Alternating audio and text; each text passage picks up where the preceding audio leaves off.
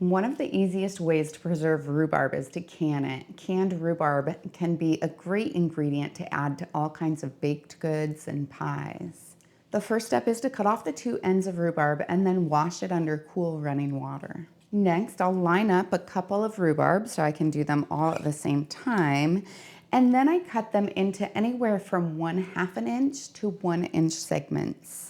I have the green rhubarb today, but there's the red rhubarb that you can do as well. It works the same. I'll go through and cut 2 pounds worth of rhubarb.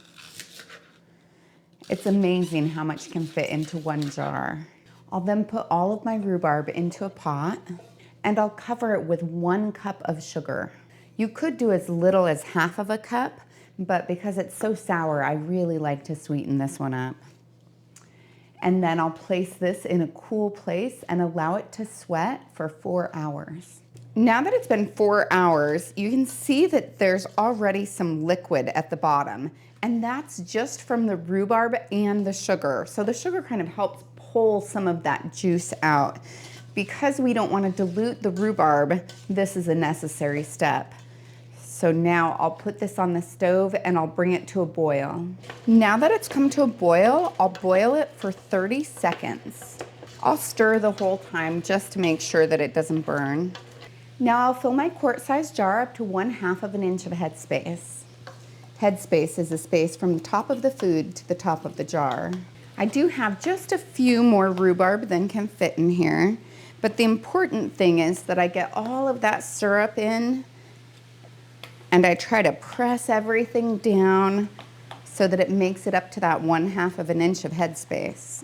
As I press it down, it makes that liquid level go up. It's getting close. I've got the liquid up to about 1 inch of headspace. Now I'll use a wooden chopstick to debubble my jar. That just makes it so that if there's any air bubbles that are stuck in there, that they'll come out now. And then I'll fine tune my headspace again. And it looks great. I do have a couple of rhubarbs left over, but I'll just save those and tomorrow morning I'll put them in my smoothie. Then I take a clean damp cloth and I wipe off the rim of my jar. And I'll place my lid and ring on until it's fingertip tight. I'll then process it in the boiling water bath for 15 minutes if I'm at sea level. I'm at 1,200 feet though, so I'll go for 20. And I won't start my timer until after it begins to boil.